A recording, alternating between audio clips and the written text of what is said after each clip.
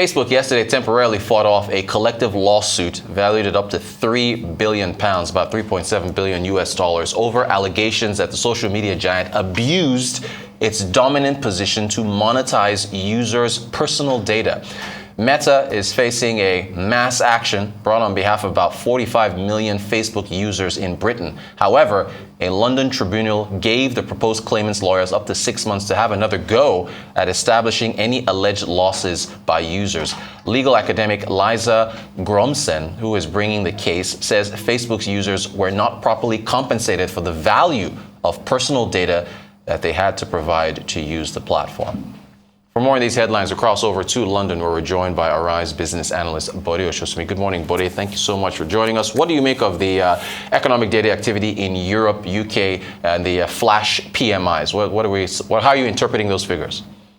Well, good morning, Rotus. Indeed, it's good news for the UK, much better than PMI data, although it's still very preliminary. 53.0 composite PMI from 48.5 the previous month and 48.7 expected. That's quite a positive deviation. And that, of course, despite rising interest rates, the ongoing cost of living crisis, labor shortages, and strikes. So this may actually push the central bank, the Bank of England, to be even more hawkish in terms of reading the resilience of the economy, has been able to take more of hikes to get the inflation under control. Sunak, of course, as you know, is busy trying to finalize a new Northern Ireland protocol this week, which should make things better also for the economy. German manufacturing PMI, and indeed all the PMIs from Europe, the manufacturing Eurozone PMI came down to 48.5 from 48.8. That is a surprise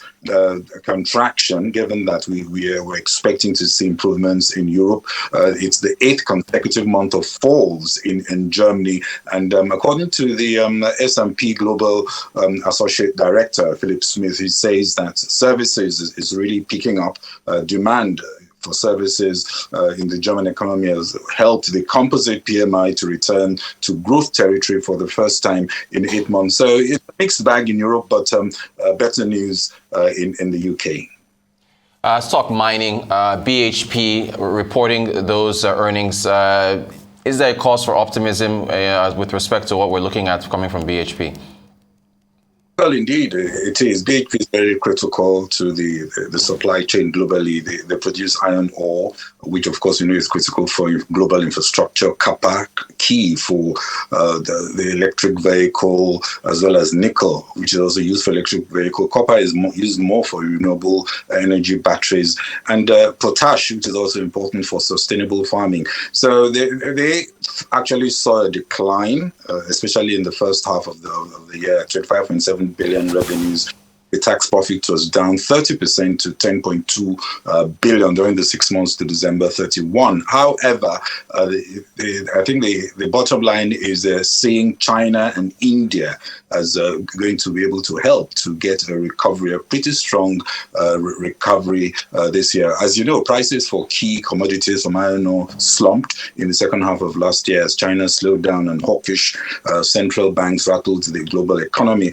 BHP also, they are breaking forward their production of their Jansen potash project in Canada to late 2026 from 2027. And they've seen inflation and labor costs bite the global mining industry, forcing consolidation and shedding underperforming assets to improve returns. For example, they've initiated a process to divest 2 of their coal mines in Queensland. Of course, also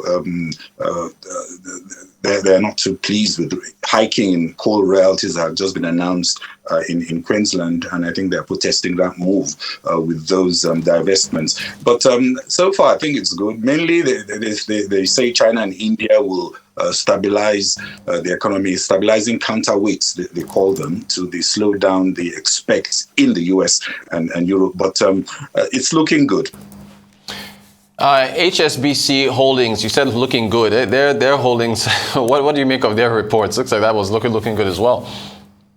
Yeah, well, of course, certainly much better. Surprisingly, if you look at their shares, HSBC shares in Hong Kong was down 1.96. But I noticed that in the London Stock Exchange, it's up 1.43. The bottom line is the forecasts are said to be too conservative. Many had thought they would be much, much more aggressive in forecasting net income. They're forecasting net income of at least 36 billion in 2023. That's less than 37 to 38 billion. And the tailwinds are pretty good for banking, high rates. And of course, we know that HSBC is one of those banks that benefits from strong interest rates. But the issues they see, the pandemic is not quite over. China, of course, is a big plus, just like for BHP for them, the recovery in China. High inflation and interest rates continue to bite as in certain aspects. The Russia-Ukraine war all have implications for the global economy, the volatility in markets, supply chain disruption.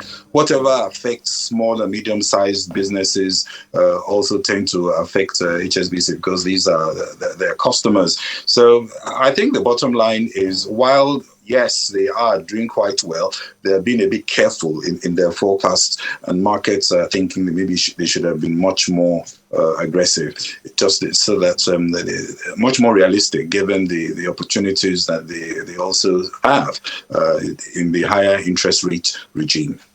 All right, business analyst Bode Oshosumi, as always, Bode, thank you so much for taking us through the headlines. Appreciate your insights.